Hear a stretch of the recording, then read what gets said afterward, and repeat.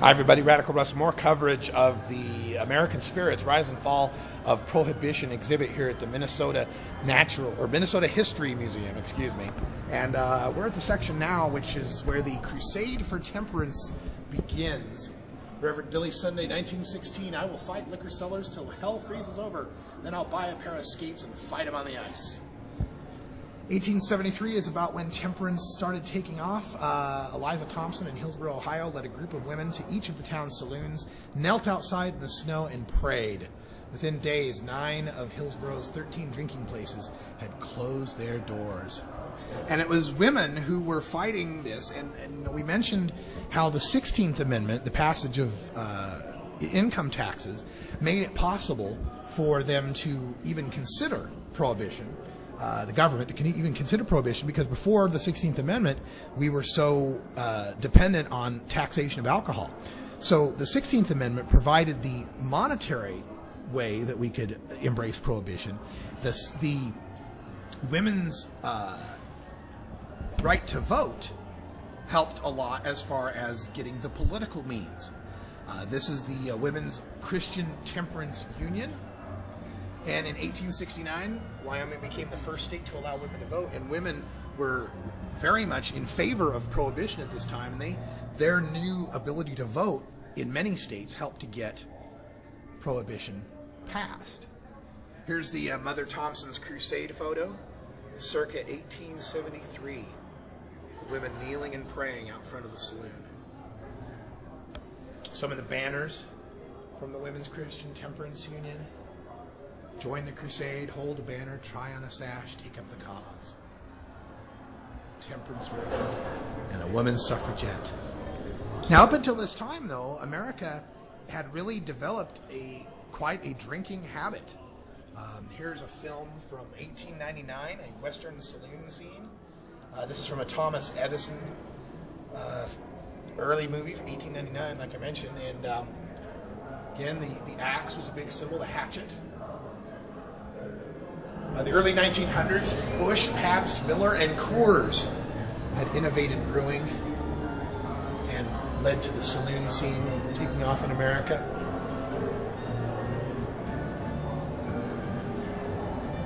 And that was a lot of what led much of the temperance movement to get started. Had to do with, of course, this mass rise in drinking. And we covered some of the Anti-Saloon League, and we covered some of the other effects. We're going to move forward in time here, because we had left off on our last film at where Prohibition had actually begun with the Volstead Act. So let's return back to this section of time, 1920 through 1933. Dries had their amendment, wets had their liquor. The Volstead Act, of course, was 112 words.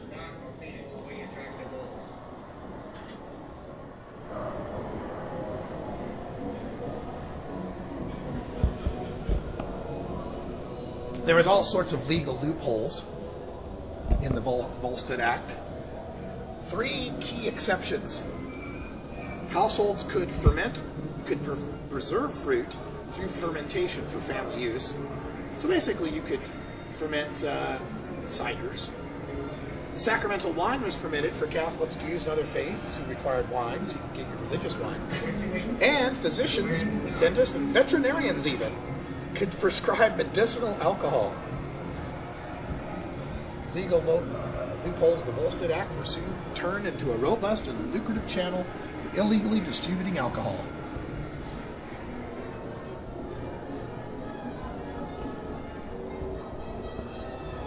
We make our ways into the roaring 20s now, through the door of the speakeasy. Showing some of the fashion trends, the flappers and the bowler hats from that era. According to the display here, during the 20s, there was just kind of a revolution in fabrics and styles that allowed mass-produced clothing.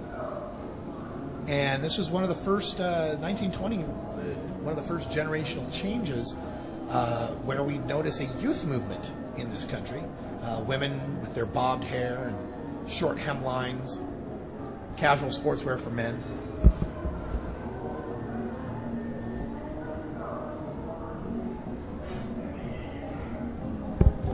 And of course, those of you who are fans of the new Viper Hour will recognize some of the culture going on here with respect to the speakeasies and of course, bootlegging going on in Harlem, the rise of the jazz culture, dancing. You can see folks doing the Charleston. And in case you needed to know how to do the Charleston, here it is. You can actually tells you where to start your feet, move from side to side, dance the Charleston.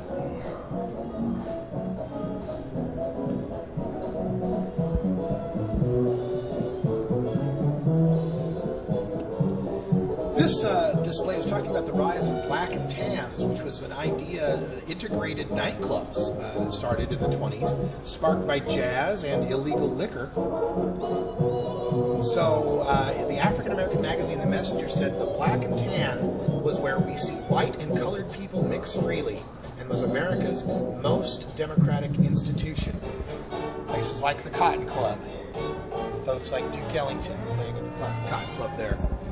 So in a strange sort of way, Prohibition may have done some benefit for race relations in this country. Brought black drinkers and white drinkers together. Here's some of the folks, you've heard of them on our new Viper Hour. Joe King Oliver, great trumpet player. Bessie Smith. Of course, King Oliver was a mentor to Louis Armstrong. Play a lot of Louis Armstrong music.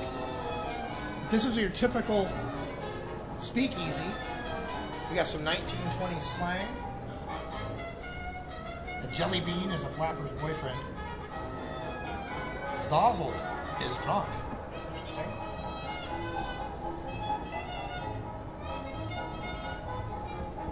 And again, they point out here that under the Volstead Act, drinking is not illegal. The people at the speakeasies couldn't get busted. You know, they get sent home, but possession of drinking alcohol was not a problem. They might get charged with disorderly conduct, but not usually. It was the sales and distribution of alcohol that were illegal. Thugs, cluckish,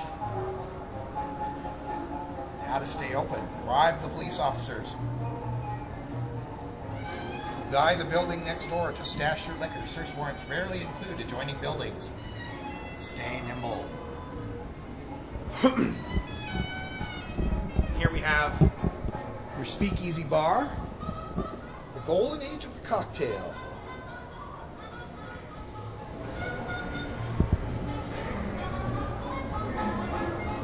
Turf Club, Widow's Kiss, the Gladstone, gin and cocktails.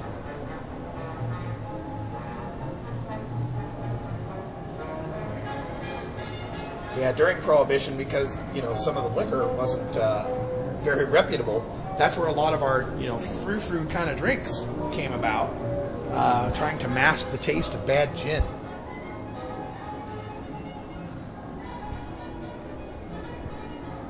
As we continue through the, we're going to get a look at the ladies' room, 1920s, ladies' powder room.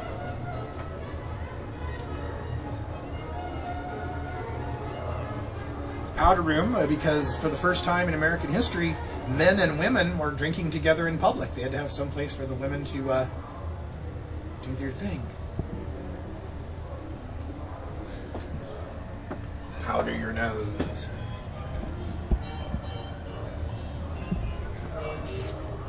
And some of the lipstick and purses and face powders and combs, some of the toiletries of the 1920s woman.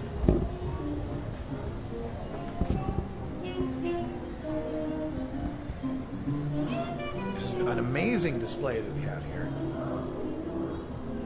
Why the 20s roared. Men and women mingling in a smoke-filled bar, martini glasses held artfully in hand. The generation that had come of age during the grim carnage of World War I now broke free from the past. When the laws changed, so did American habits. The mixed-gender speakeasy replaced the saloon, which had always been a male-only institution.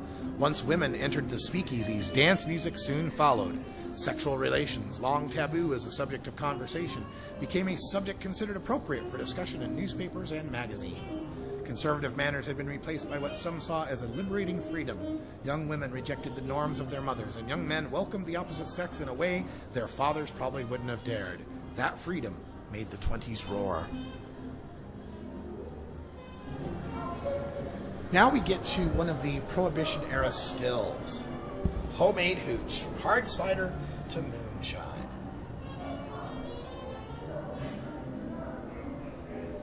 Bathtub gin.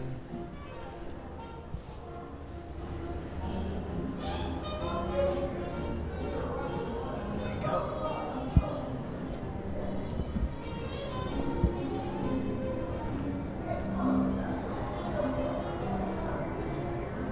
So, kind of where things are legal or illegal.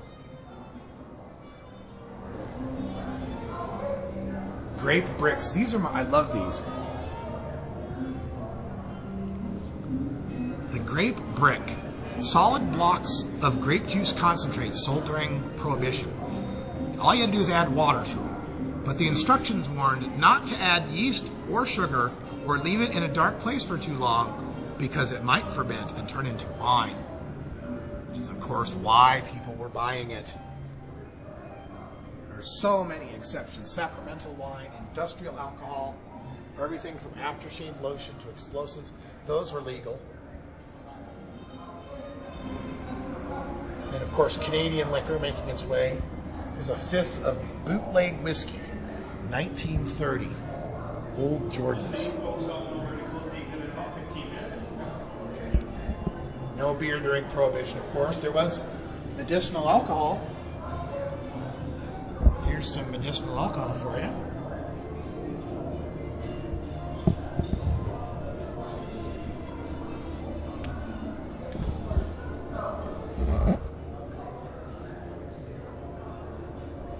Of course, this is our first exhibit where the Fourth Amendment, rights against search and seizure.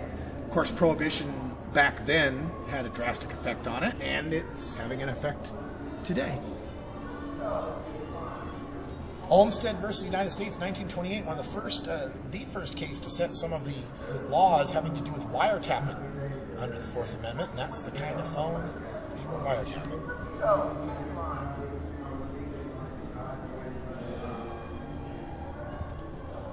Some files. Prohibition commissioners, Prohibition enforcement. Why Prohibition failed? Because it was never against the law to drink during Prohibition. While helping draft the Volstead Act, Wayne Wheeler reasoned that penalizing drinkers would make it impossible to get them to testify against their suppliers. So there we go. They learned their lesson, didn't they? Make it illegal to consume it. Camera flasks, hidden flasks in Bibles, little flask package. There's all sorts of bootlegger technology. A cane with a flask in it. You see that? That long tube is where the alcohol goes in that cane. Huge flask there. The various bootlegging networks coming through Canada, Pacific Coast Run running. All the ways the alcohol made its way in.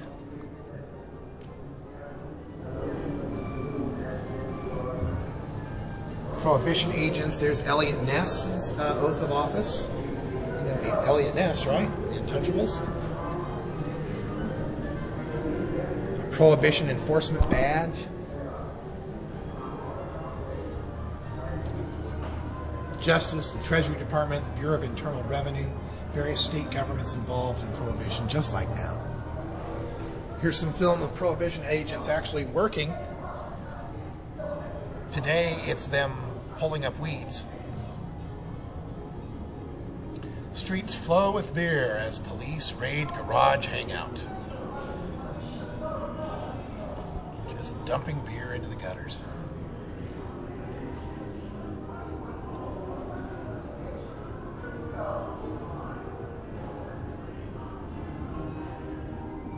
Wow. Beer after beer.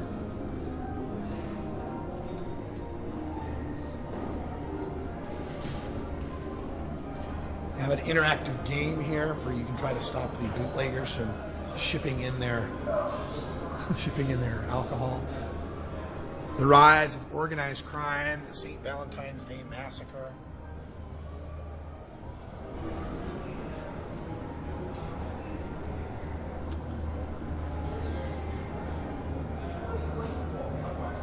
When I sell liquor, it's bootlegging.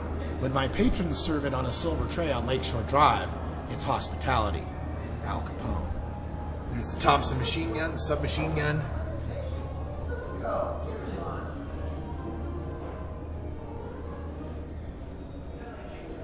How they modified their cars to hide cargo. Add chains to the bumper to kick up dust to help escape. Of course, here's some police cars from the 30s, and the 20s and 30s, 1930 actually, Minnesota State Patrol.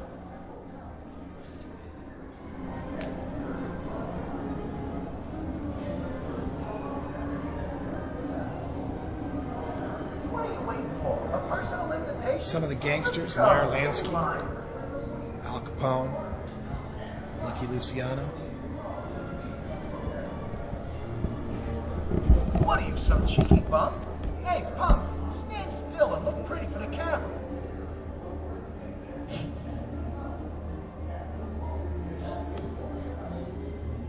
Okay, beat it. Fade to the right if you want to see your sorry mug on film. All right, so we'll get our photo here. The gangsters.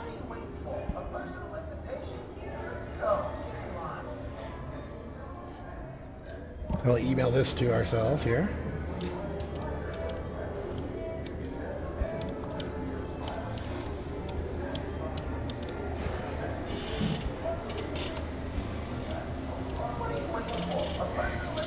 All right, let's see what else we can see. Here's some of the mug shots of the gangsters. Al Capone's mugshot. Boo Boo Hoff. Lucky Luciano. Dutch Schultz. Mo Dalitz. The Purple Gang. The whole rhythm section was the Purple Gang. Bugs Moran.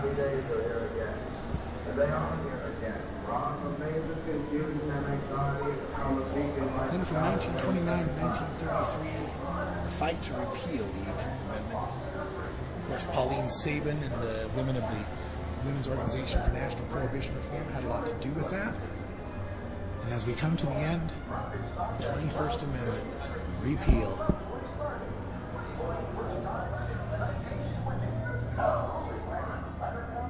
The 18th Amendment is unconstitutional. Farewell, 18th Amendment. Michigan was the first state to ratify the repeal. Utah, of all places, the vote that ended Prohibition.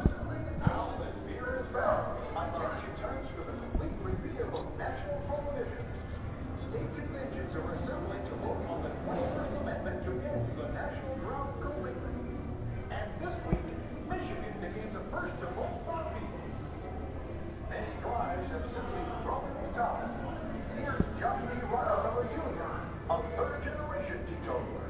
I am not unmindful of the great blessing which the abolition of the saloon has been to our country, or of certain other benefits that have resulted from the adoption of the 18th Amendment.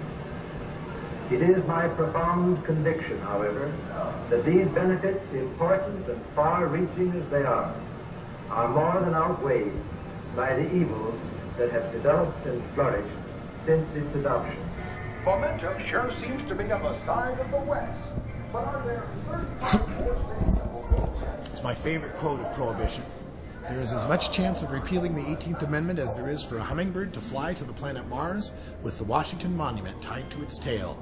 Senator Morris Shepard, 1930. 3 years later, a hummingbird flew to the planet Mars with the Washington Monument tied to its tail, and Prohibition was repealed. I gotta get this repeal tie. That's very nice.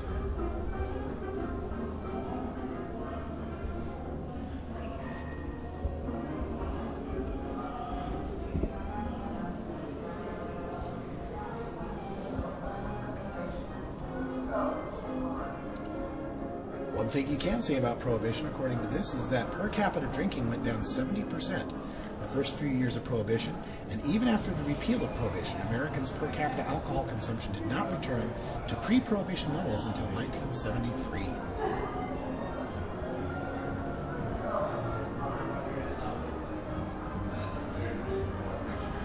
Various states managed to handle alcohol from the point of the 21st Amendment on. Mississippi had Prohibition that didn't end until 1966. No one under 21 allowed in liquor stores in Oklahoma, not even babies.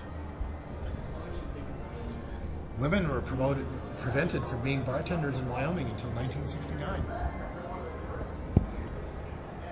Oregon, in 78, became the first state to require keg registration.